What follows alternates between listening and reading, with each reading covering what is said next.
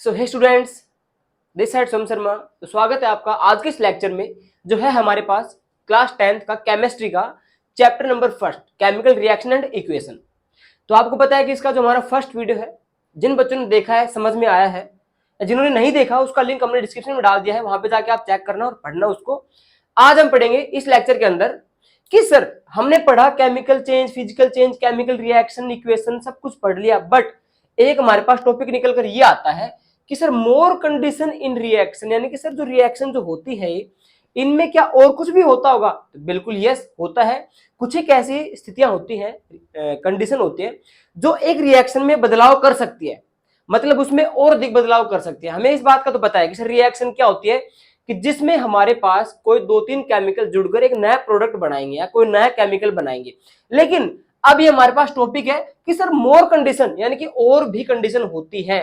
तो इस चैप्टर में हमारे पास तीन कंडीशन है, आप उनको बस वैसे याद रख लो क्योंकि 2 नंबर में आ सकता है या नॉर्मली पूछा भी नहीं जाता, लेकिन फिर भी आपको पढ़ना पड़ेगा, क्या पता आपके बोर्ड एग्जाम में आ जाए। तो देखिए, पहला है हीट, सनलाइट और प्रेशर। कि सर कोई रिएक्शन हमारे पास होती है, अगर उसमें इन तीनों की अगर प्रेजेंस होगी तो क्या हो सकता है। देखिए हमारे पास है AgBr, इसमें हमारे पास रिएक्शन में है सनलाइट।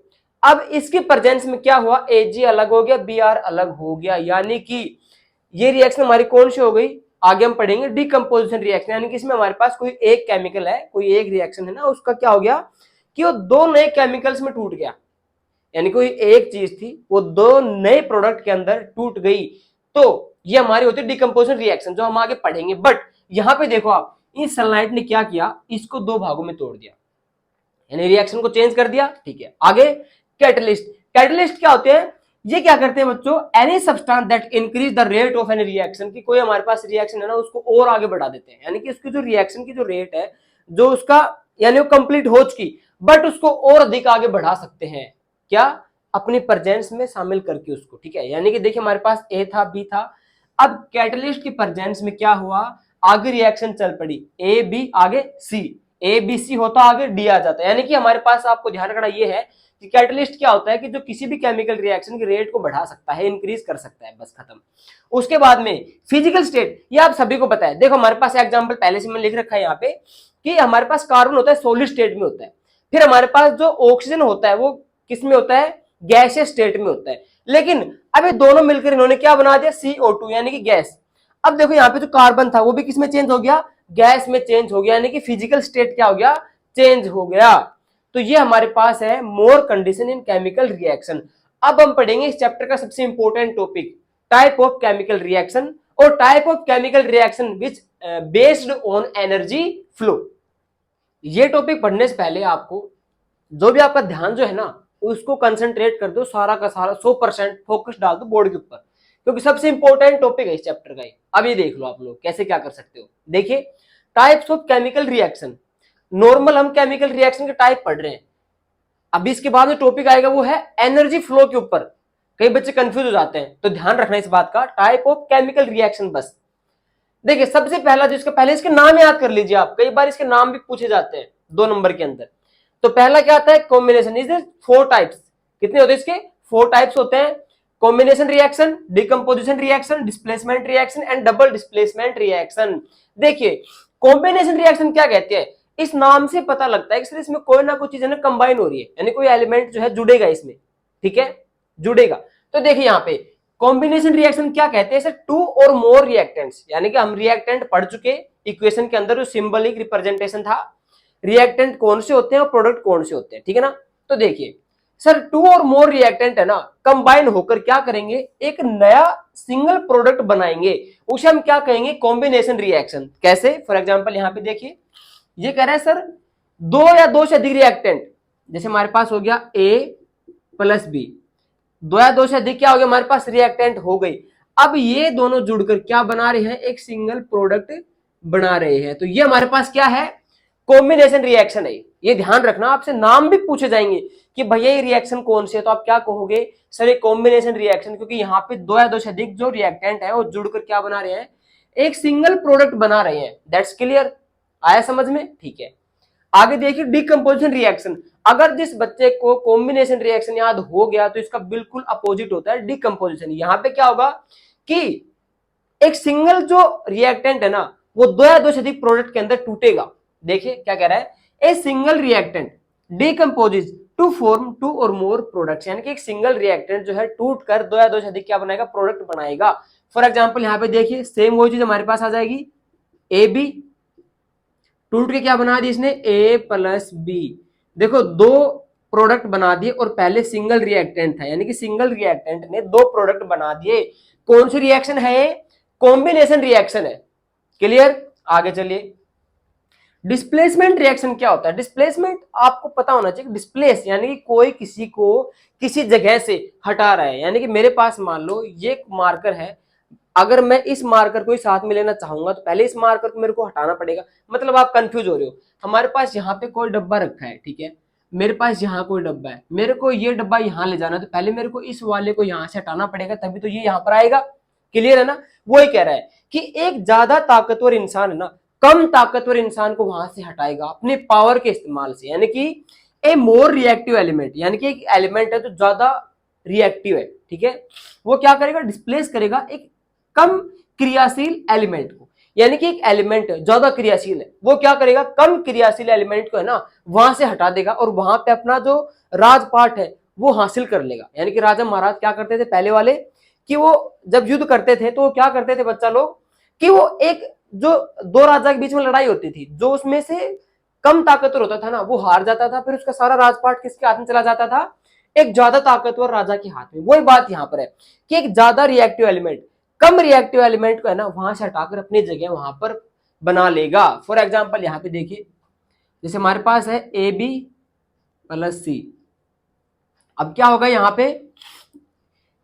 पे बनेगा ए प्लस बी सी, यानी कि जो सी है ना ये आप लगा सकते हो ज्यादा क्रियाशील है, अधिक क्रियाशील है। इसने क्या किया, बी के साथ क्रिया बना ली और जो ए था हमारा वो अलग हो गया। समझ में आया कि एक ज्यादा ताकतवर इंसान है ना अपना वर्चस्व हासिल करने के लिए कम ताकतवर इंसान को वहां से हटा देगा अपने पावर के इस्तेमाल से।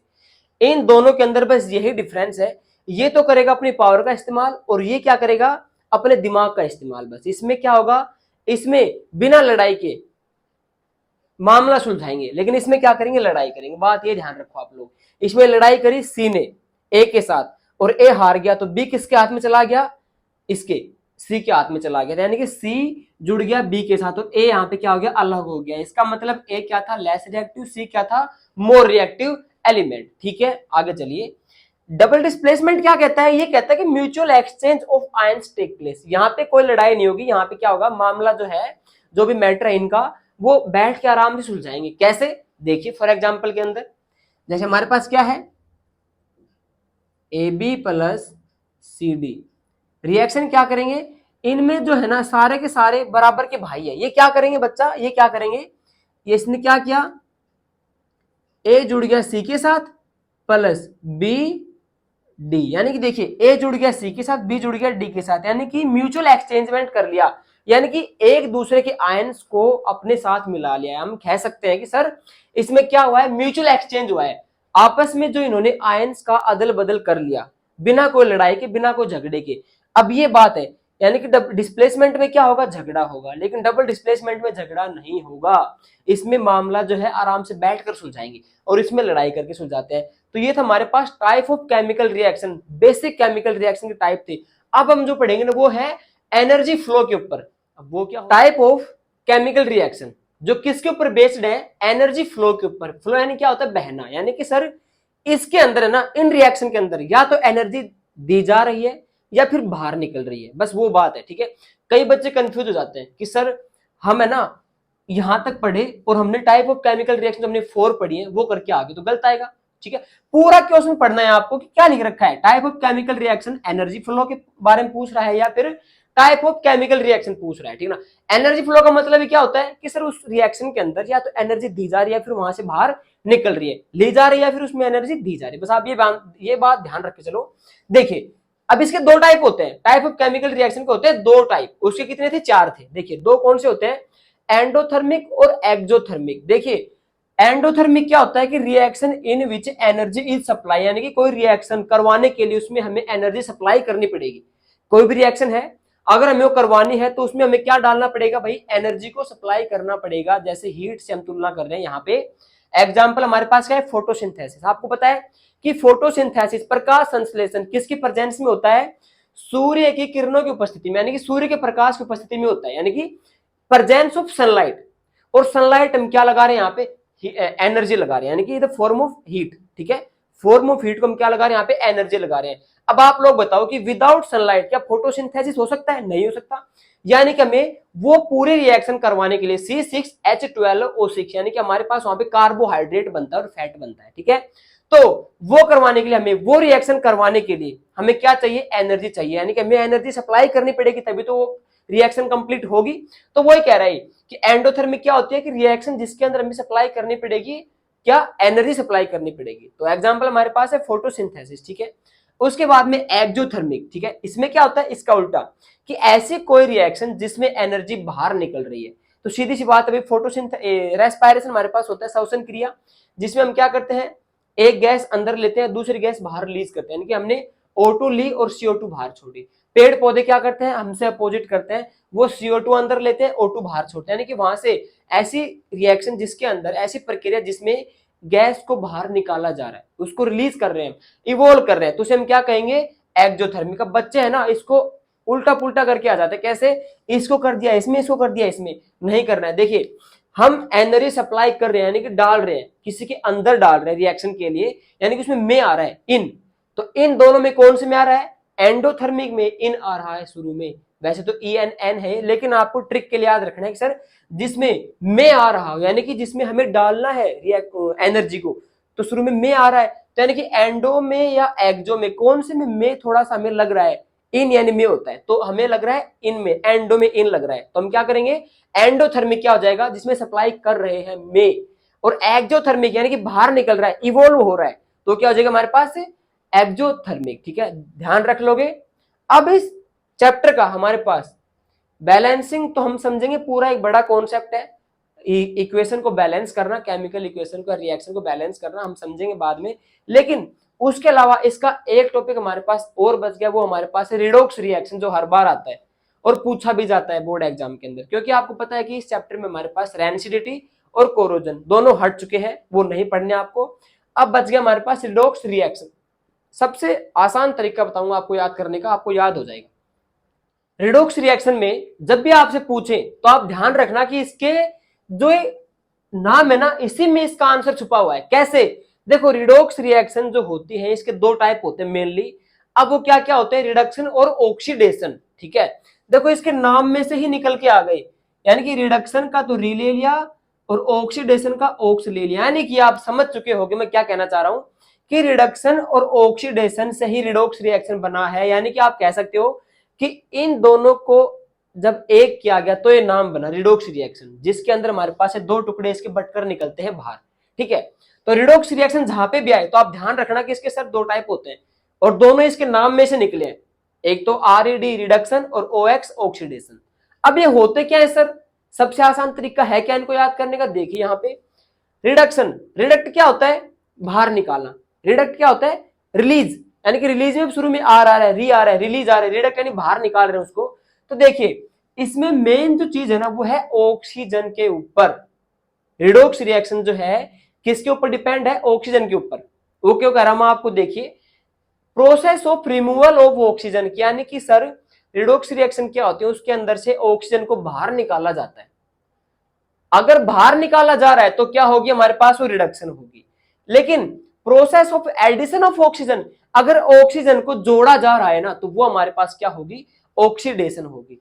अब बात यह आती है सर हमें पता कैसे चलेगा कि इसमें जोड़ा जा रहा है, हमें याद कैसे रहेगा, कोई ट्रिक बताओ। तो ट्रिक हमारे पास यही है कि ऑक्सीडेशन यानी कि ऑक्सीजन को मिलाया जा रहा है। ठीक है, यानी कि किसमें, कौन से के नाम के अंदर शुरू में ऑक्स आ रहा है, यानी कि ऑक्सीजन का कुछ पार्ट आ रहा है शुरू में, तो आप कहोगे सर इसमें आ रहा है, ऑक्सीडेशन में, इसमें तो नहीं आ रहा। तो इसका मतलब इसी में क्या मिलाई गई है, ऑक्सीजन मिलाई गई है, क्रिया करने के लिए इसमें ऑक्सीजन को ऐड किया गया है। वरना इसका नाम रिडक्शन है, इसके अंदर क्या किया गया है, ऑक्सीजन को बाहर निकाला गया है। तो आपको ध्यान ये रखना है बच्चा लोग कि सर किस में ऑक्सीजन मिलाएंगे और किस में ऑक्सीजन बाहर निकालेंगे, जिसके अंदर जिसके नाम में शुरू में ही ऑक्सीजन आ रहा हो, यानी कि इसके नाम में आ रहा है, इसके नाम में आ रहा है, आप क्या कहोगे सर इसके नाम में आ रहा है, ये देखो OX आ गया ना, ऑक्सीडेशन, यानी कि इस रिएक्शन को करवाने के लिए हमें क्या ऐड करना पड़ेगा, ऑक्सीजन ऐड करना पड़ेगा, और इसमें क्या होगा, रिडक्ट करेंगे, बाहर निकालेंगे, इवोल्व करेंगे, यानी कि process of removal of oxygen, remove करेंगे इसके अंदर। तो ये था हमारे पास क्लास 10th केमिस्ट्री का फर्स्ट चैप्टर। ठीक है, इंट्रोडक्शन आपने इसका देख लिया। अब इसका सिर्फ हमारे पास एक टॉपिक बच गया, वो हमारे पास है कि केमिकल जो फॉर्मूले जो है वो बनाना, ठीक है, और उनको बैलेंस करना केमिकल रिएक्शन को। ठीक है, तो वो थोड़ा सा बड़ा कॉन्सेप्ट है, अलग से एक वीडियो में तैयार करूंगा उसके लिए। बाकी जो बच्चे हमसे पढ़ रहे हैं 10th का सिलेबस, हमारा टारगेट है बच्चा लोग, देखिए अभी हमारे पास टाइम कितना हो रहा है, 11:20 हो रहे हैं, घड़ी तो मेरी स्विच ऑफ होगी, कोई दिक्कत नहीं है, 11:20 हो रहे हैं। इसका मतलब ये वो समय है जब आप सभी बच्चे अपना दिमाग जो है ना इसको कंसंट्रेट कर सकते हो, फोकस कर सकते हो। आपको इस बात का पता होना चाहिए कि जो ये टाइम है ना, इसमें जो टॉपर बच्चा है वो भी खाली दिमाग है, और जो एकदम ढीठ बच्चा है, एवरेज से भी नीचे है, वो भी खाली है। अब आपको इस दिमाग को भरना है, वो कहीं से भर सकते हो आप, इसमें अच्छी बातें डालोगे तो भी भरेगा, बुरी बातें डालोगे या कैसी बातें डालोगे तो भरेगा ही। तो होश के इसको अच्छी बातों से भरो ना आप लोग। तो ये टाइम है, इसको गवाओ मत। इसमें हम क्या करेंगे, सभी लोग मिलकर, मैं भी आपका साथ दूंगा, आप भी मेरा साथ देना, मिलकर 10th के सिलेबस को, साइंस के सिलेबस को फोड़ के रख देंगे समर वैकेशन के अंदर अंदर। तो जिन बच्चों ने सब्सक्राइब नहीं किया, सबसे पहले सब्सक्राइब कर लीजिए, और हाँ बेल आइकन दबा लिया करो आप लोग। उसमें क्या होगा कि हर नई अपडेट है ना आपके पास सही समय पर पहुंच जाएगी। तो मिलते हैं इसके सबसे इंपॉर्टेंट टॉपिक, यानी कि बैलेंसिंग ऑफ केमिकल इक्वेशन। तब तक के लिए जय हिंद।